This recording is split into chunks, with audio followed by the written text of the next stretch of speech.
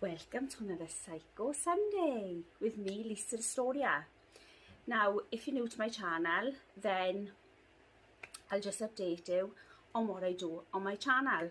I do a range of different things, ranging from like makeup, beauty, shopping hauls, all different types of things, fashion, and I do my Psycho Sundays, which, excuse the talking outside because I got my windows open because it is absolutely boiling today and I need all the windows open. I got a fan on me, I'm sweating, so good luck with this video. Anyway, on a Sunday I upload a video I talk about true crime and such as serial killers and things like that, weird, strange people, psychos, and I do my makeup as well at the same time as I talk about the story. So let's get into it. No disrespect with the making of this video, it's meant for entertainment purposes only. My love goes out to all the friends and family involved with the story. The doctor, which is known as Jack Kevorkian, which is a very, or was a very strange character. He was a doctor who assisted suicides. So if you don't know what that means, he would help people who were like terminally ill and didn't want to be here no more because of their pain and suffering.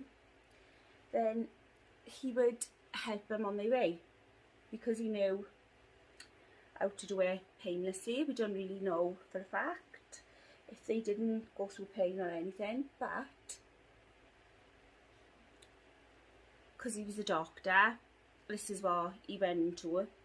The key component for his assisted suicides was the mercy machine. And this mercy machine was a cylinder which had carbon monoxide in it, and it was hooked up to a mask which he would place over the patient. I beg to differ, I don't know, but I think we all got our opinions on assisted suicide. He placed the mask over their nose and their mouth. This was what was used most often because he did have two machines. And what he would do, because it required the patient to make the final move, he made a handle on the side of the cylinder which they would turn the handle then to release the carbon monoxide so that he wasn't doing it. And even the most like disabled people would be able to move this handle because he'd made it so that anybody could use the handle, pull the handle down to release the carbon monoxide. Now carbon monoxide can take up to like 10 minutes in some cases. It would take that long for it to sort of kick in, shall we say. So what Kevorkian would advise his patients to do would be to take either like a sleeping tablet or sedatives or whatever, just to relax all their muscles and make them feel relaxed, so that they wouldn't be so panicky or worried, because obviously I know it's a sick thing to talk about, but I mean, you can imagine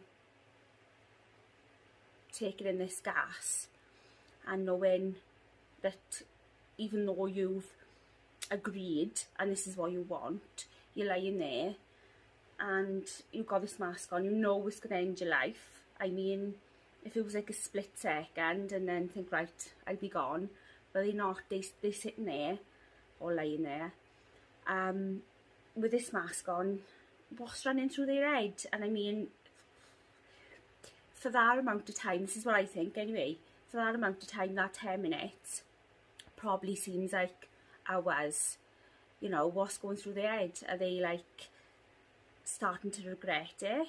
You know, are they worried about, am I gonna suffer some pain? Or, you know, you just really don't know. I don't know, it's a strange thing, isn't it? So this is why he would advise them to take sedatives and muscle relaxants so that they wouldn't feel so worked up. He apparently never wanted his patients to suffer any pain, as he cared for them. So, like I said, I mean, we all got our opinions, I think, on this type of thing. I know, like, they agreed to one in this. They've had enough, like, you know, it's, I can't really judge because I wouldn't know, well, God forbid, touch wood, I wouldn't know what it's like to, you know, be in that position. So you've got to think, you know, if you were in their shoes, what it would actually be like. Which is pretty sad, really, that, you know, you'd want to end your life because it was in that much pain. But then on the other hand, would you regret it? You know, sometime down the line, if you wasn't to go through with it. Or, I mean, the thing is, when we pass over, we don't really know what's on the other side, do we? It could be, we could be worse off. We could regret it once we've done it. We done, you know, it's not always the answer, is it? If we knew for a fact what we was letting ourselves in for and what was on the other side, then we, you know, we might be different. I don't know. It's just it's a minefield, really, innit? Leave your opinions down in the comments and let me know, you know, what you think. I mean, I think everybody deserves, if they really wanted to let their life go, I mean, that should be their decision. You know, I do agree there. But then, I don't know, it's a tricky thing. So, this Kevorkian had a Volkswagen, like a motorhome, camper van sort of thing. And he was so dedicated to wanting to do these assisted suicides that he took the seats out of his van, the seats in the back, and he made 2 machines. One was called the Mercitron and one was called the Thanatron. He built them from things that anybody would have in the garage or shed or whatever.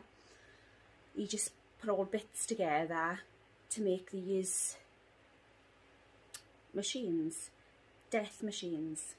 And also as well, he was called Dr. Death, which he didn't mind being called. And he showed these machines on the Donahue show. He would fit the patient with a drip in their arm, and he would begin to give them a saline solution through the drip, and then when they press this certain button on this machine themselves, it would switch from saline solution to thiopental, which would go on for about 60 seconds, and this lethal dose of this thiopental, then the patient then would slip into a coma.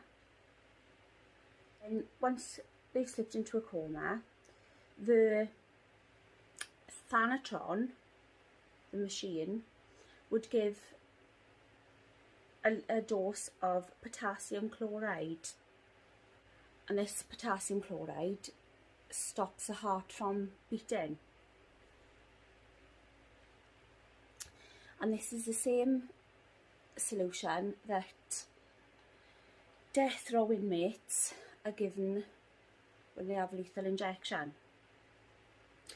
And he knew about, this is how he knew that this was the stuff to give, was because he was a doctor years ago. He would use the bodies of death row inmates that had passed on. He would use their bodies for like different, you know, experiments and stuff to do a medicine. So that was his initial sort of job. He would leave the bodies outside hospitals in his van, so that they could come out and get rid of the bodies or whatever.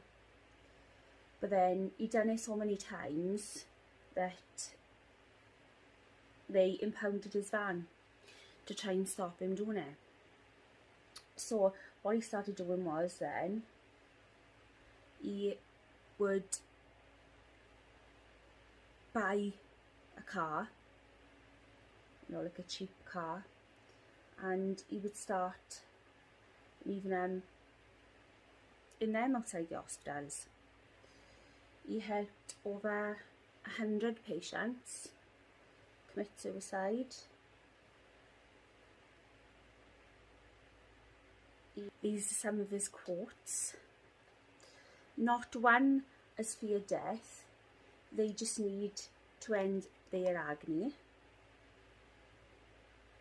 I don't enjoy food, flashy cars, nice clothes. This is the best stressed I've been in months." So that says to me, oh, I don't know, it makes me feel all cold. Like as if he thinks he was put on this earth to do this for these people. I don't know, let me know what you think. That's what I think anyway. It's, you say, I don't care if he lives in a dump.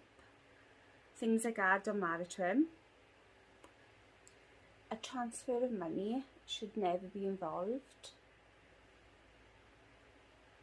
Even though medicine's a business.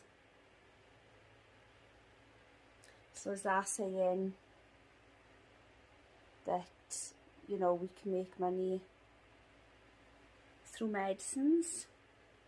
Well, obviously we know we can, but is that what he was saying, that that's how he would make his money, or was he just not getting absolutely nothing out of it? I don't know. My religion centres in different areas than the conventional religions, whatever that means.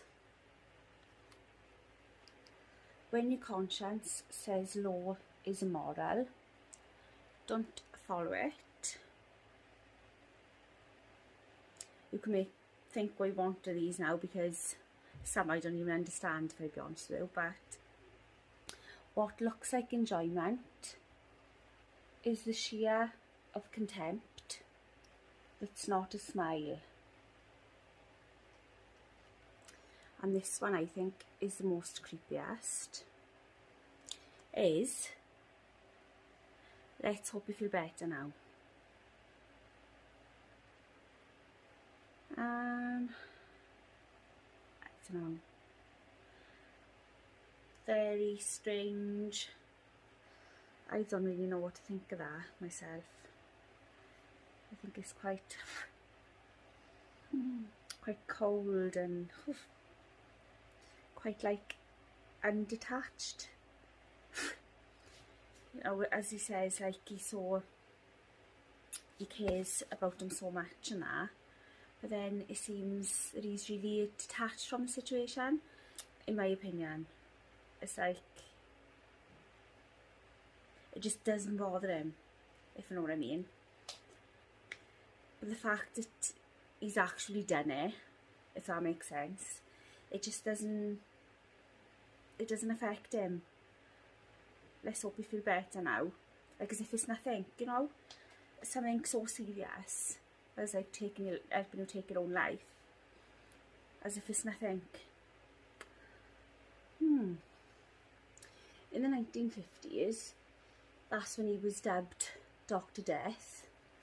It was because his other job was to photograph patients' eyes of the deceased, and he would determine the exact time of death, the time that they had passed.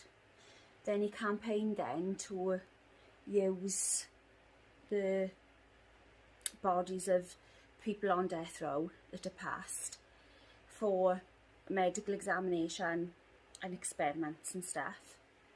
He was tried 4 times for assisting suicides between 1994 and 1997. He was acquitted 3 times, and the 4th trial ended with a mistrial. But the only thing was that these trials gained Dr. Death notoriety, like public knowledge, and like a sort of local celebrity. In November 1998, Kevorkian allowed CBS News to broadcast an actual assisted suicide of who had a life-threatening disease, and he'd provided his full consent to have this done to him, that he wanted to end his life. And Kevorkian administered this lethal injection to him, and so this was significant in getting him done, basically, you know, getting him put behind bars, because as in all the others, he'd said that he hadn't done the final action, that they had pressed the button or moved the handle. He had actually administered the injection, so they had him on that, and obviously they could see because it was evidence, because it was a video of it. On November 25th, 1998, he was charged with murder. On the 26th of March 1999, he represented himself in court, but could have no witnesses then at the stand. Another quote was, "If a man is terrified, then it's up to me to dispel that terror." Oh my god, I sound so Welshy today, don't I? Dispel that terror. Yeah, so what did he think? He was God? You know, that he could play God with these people? Because, you know, that's what it sounds like to me. That it would be up to him to end their terror, their awful existence. And if he wanted to, then he could do it, sort of thing. In the earlier years, when he was doing blood transfusions and stuff, he contracted hepatitis C, and this is what eventually killed him in 2011, because he was terminally ill with it. Lived with it for God knows how many years. maybe that was one of the reasons why he felt that he could help people, because he was going through this illness himself, maybe. So let me know your opinions on Jack Kevorkian, and I'd love to know what you think, what your opinions would be on assisted suicide, because I'm sure it'll be a completely mixed bag of opinions. But I would absolutely love to read through them and see what you think.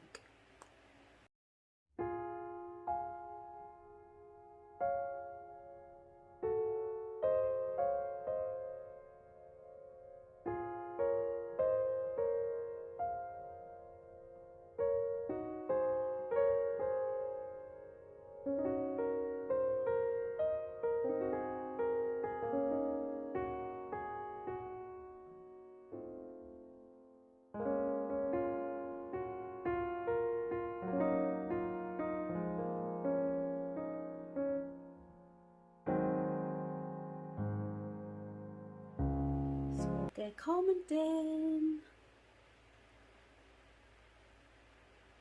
I hope you've enjoyed watching this video just as much as I've enjoyed making it. And just remember, it's not what you know, it's who you know. I love you all, and I'll see you in the next one.